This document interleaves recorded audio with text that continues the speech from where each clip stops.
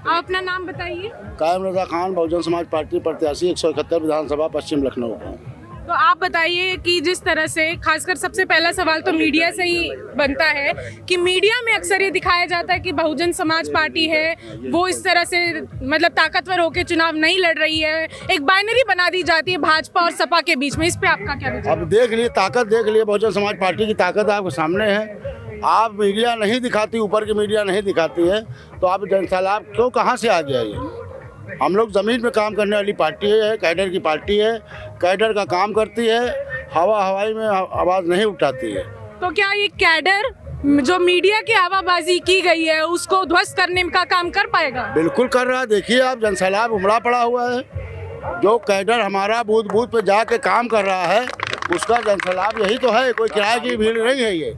अभी देखिए बाबा साहब की कोई रैली हुई थी तो उसमें 700-800 आदमी से ज़्यादा नहीं था। आप ये देखिए बहन जी की रैली में देख लिए, पूरा जनसैलाब उमड़ा पड़ा हुआ है।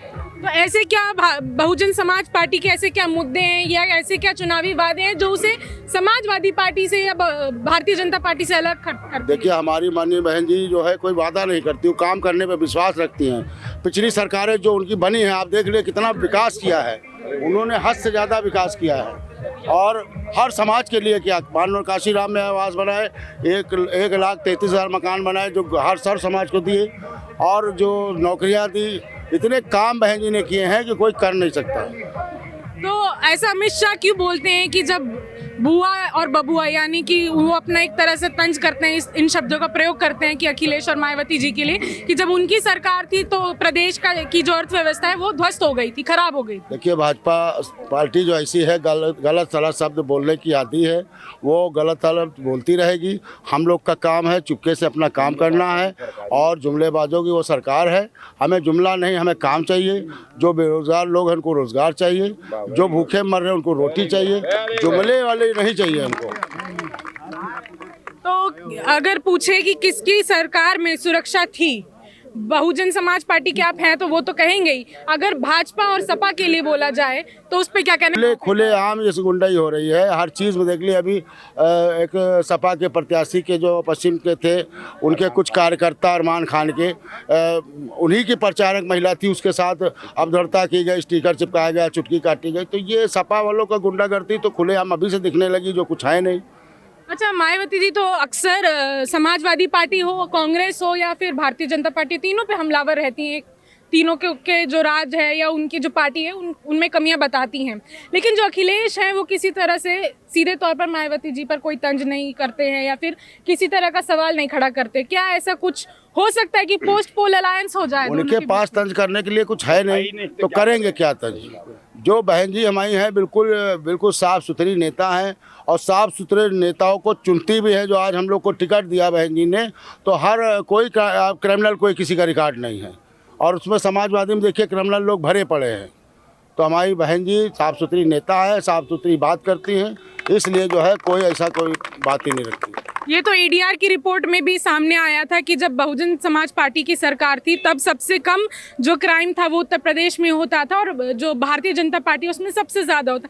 फिर भी इस तरह से मीडिया में प्रचार किया जाता है, सरकार अपने तंत्र का इस्तेमाल करती है, उससे कैसे लड़ेंगे? कि मीडिया तो बिकी हुई है, जो मोदी अमित शाह जो कहेंगे वही मीडिया करेगी।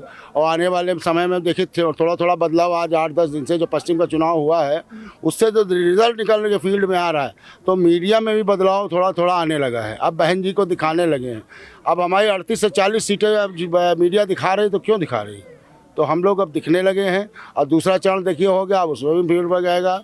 हम लोग सरकार बनाने जा रहे हैं 2022 में, 5वीं बार मुख्यमंत्री हमारी बहन जी बनने जा रही है। अच्छा, जिस तरह से जो लोकसभा चुनाव थे उस समय पे समाजवादी पार्टी और बसपा ने साथ मिलकर चुनाव लड़ा था, तब भी बोला गया था कि जो सत्ता परिवर्तन हो जाएगा बहन जी प्रधानमंत्री बनेंगी, और अभी बोला जा रहा है कि मुख्यमंत्री बनेंगे। आप उनके समर्थक हैं, आप प्रत्याशी भी है पार्टी से, तो क्या इस बार भी कुछ बदलाव हो पाएगा या फिर पूरा बदलाव होने जा रहा है? बता तो रहे, सर्व समाज अब की बहुजन समाज पार्टी को वोट देने जा रहा है, क्योंकि सत्ता परिवर्तन चाहता है। और सत्ता परिवर्तन इसलिए चाहता है कि बहन जी का जो शासन रहा है वो हर तबके के लिए बहुत अच्छा रहा है। आप देख लीजिए, वही अधिकारी डीएम एसपी थे, टाइम से आते थे, टाइम से काम करते थे, कोई बदतमीजी, कोई गुंडागर्दी, कोई चिनहटी डकैती कुछ नहीं होती थी। आज वो देख लिए खुलेआम गुंडागर्दी हर चीज़ हो रही है। आपने ये छिनैती गुंडागर्दी इन सब के आरोप लगाए, लेकिन आखिर में सवाल यही बनता है कि अगर सरकार लोग नहीं उस तरह से प्रभावित होते कि पश्चिमी का भी चुनाव गया, उस समय भी तरीके से किस तरह से लोगों को प्रभावित करने की कोशिश की जाती है जो फेक न्यूज़ फैलाने के जरिए, जिस तरह से बोला जाता है कि बहन जी बोल रही हैं कि हम तो भाजपा का समर्थन कर देंगे, जबकि वो 2006 का वीडियो था। तो क्या 2006 के बाद 2007 में जिस तरह से बसपा की जो सरकार बनती है इस बार भी कुछ बदल पाएगा, या फिर इसी तरह से तरीकों से उनको छल करने के साथ और फेक न्यूज़ फैलाने से फिर उनको कोई नुकसान हो देखिए, जाएगा? सपा भाजपा वालों की चाल है, भ्रम फैलाया जा रहा है 2006 की वीडियो और ये बयान दिखाया जा रहा है, जबकि ऐसा कहा भी नहीं था, तोड़ मोड़ कर दिखाया जा रहा है। और हमारी निष्पक्ष सरकार 2007 से 12 में जैसे बने थी वैसे ही अब की 2022 में बनने जा रही।